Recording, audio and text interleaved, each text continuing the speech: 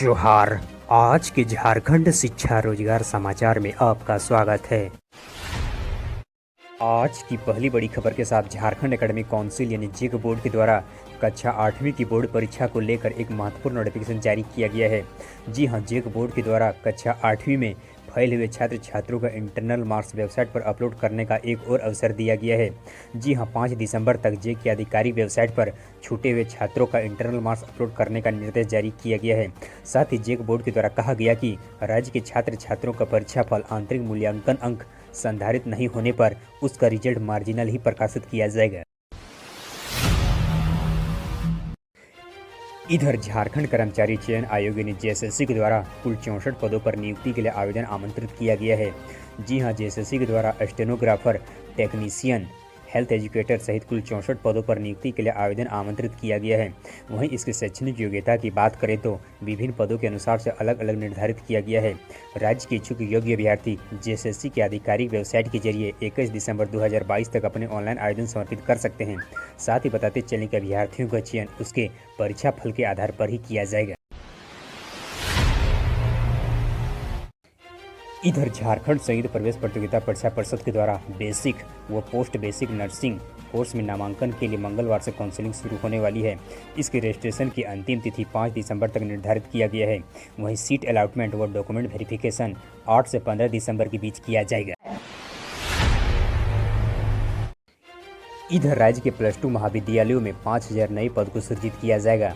जी हां, राज्य के 625 +2 स्कूलों में 7 से 9 नए पद को सृजित किया जा रहा है।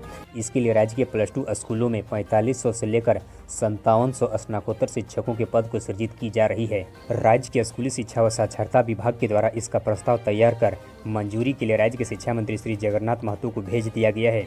शिक्षा मंत्री के मंजूरी मिलते ही वित्त विभाग और पदवर्ग समिति के सहमति के बाद इन पदों को सृजित किया जाएगा। इधर केंद्रीय माध्यमिक शिक्षा बोर्ड यानी सीबीएसई के द्वारा एलओसी को भरने के लिए परीक्षा संगम के लिंक को एक बार फिर खोल दिया गया है। जी हां, सीबीएसई के द्वारा राज्य के विद्यालयों के द्वारा एलओसी भरते समय विद्यार्थियों का नाम, उसके अभिभावक का नाम, डेट ऑफ बर्थ और विषय को खासा ख्याल रखने की बात कही गई है। लेकिन राज्य के कई विद्यालयों के द्वारा इसे ठीक से नहीं भरा गया, जबकि कई विद्यालयों का आग्रह करने पर बोर्ड के द्वारा परीक्षा संगम के लिंक को एक बार फिर खोल दिया गया है। अब राज्य के विद्यालय 6 दिसंबर तक अपने डाटा को सही भर सकते हैं। इधर बीसीसीएल अप्रेंटिस अभ्यर्थियों के द्वारा कल बुधवार को धनबाद जिले के रणधीर वर्मा चौक में कल जमकर हंगामा किया गया। जी हां, जिले के रणधीर वर्मा चौक में कल बुधवार को बीसीसीएल अप्रेंटिस बेरोजगार अभ्यर्थियों के द्वारा जमकर हंगामा किया गया। इस दौरान बेरोजगार युवाओं का कहना है कि बीसीसीएल प्रबंधन हमारे साथ मनमानी कर रही है। हमारे बातों को अनसुनी कर सिर्फ आश्वासन ही दिया जा रहा है। अब तक हम बेरोजगारों को रोजगार देने को लेकर कोई पहल नहीं किया गया। इधर राज्य के विनोद बिहारी कोयलांचल विश्वविद्यालय के द्वारा सत्र 2022-23 बीएड 4th सेमेस्टर की परीक्षा तिथि को जारी कर दिया गया है। जी हां, यह परीक्षा 12 दिसंबर से शुरू होने जा रही है। इधर राज्य के रोजगार खबरों पर कहें तो भारतीय प्रबंधन संस्थान रांची यानी आईआईएम रांची के द्वारा विभिन्न पदों पर नियुक्ति के लिए आवेदन आमंत्रित किया गया है। जी हां, आईआईएम रांची के द्वारा रिसर्च सहयोगी सहित विभिन्न पदों के लिए आवेदन आमंत्रित किया गया है। राज्य के इच्छुक योग्य अभ्यर्थी आईआईएम के आधिकारिक वेबसाइट iimranchi.ac.in पर जाकर 21 दिसंबर 2022 तक अपने ऑनलाइन आवेदन समर्पित कर सकते हैं। इधर झारखंड हाईकोर्ट में राज्य के पारा शिक्षकों के सेवा नियमितीकरण और वेतनमान को लेकर दायर दर्जनों याचिका पर सुनवाई हुआ। जी हां, chief justice doctor Ravi Ranjan के द्वारा सुनवाई करते हुए प्रार्थी की दलील सुनने के बाद झारखंड सरकार और झारखंड शिक्षा परियोजना परिषद के द्वारा वर्ष 2021 में गठित समिति का रिपोर्ट प्रस्तुत करने का निर्देश जारी किया। इस संबंध में याचिका अधिवक्ता का कहना है कि 15 वर्षों से अधिक समय तक लगातार पारा शिक्षक अपना सेवा देते आ रहे हैं। उनकी सेवा को नियमित किया जाए, उन्हें समान काम के लिए समान वेतन दिया जाए।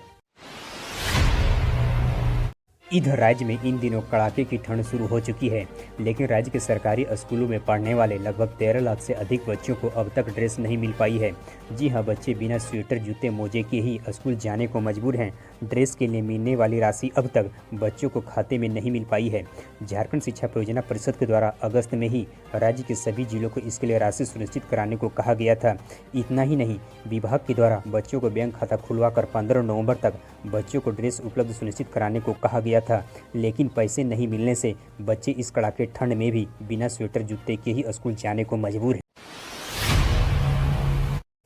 इधर राज्य के सरकारी स्कूलों के 4 लाख विद्यार्थी फिलहाल नहीं खा रहे मध्याह्न भोजन। जी हां, राज्य के लगभग 4 लाख विद्यार्थी मध्याह्न भोजन नहीं खा रही है।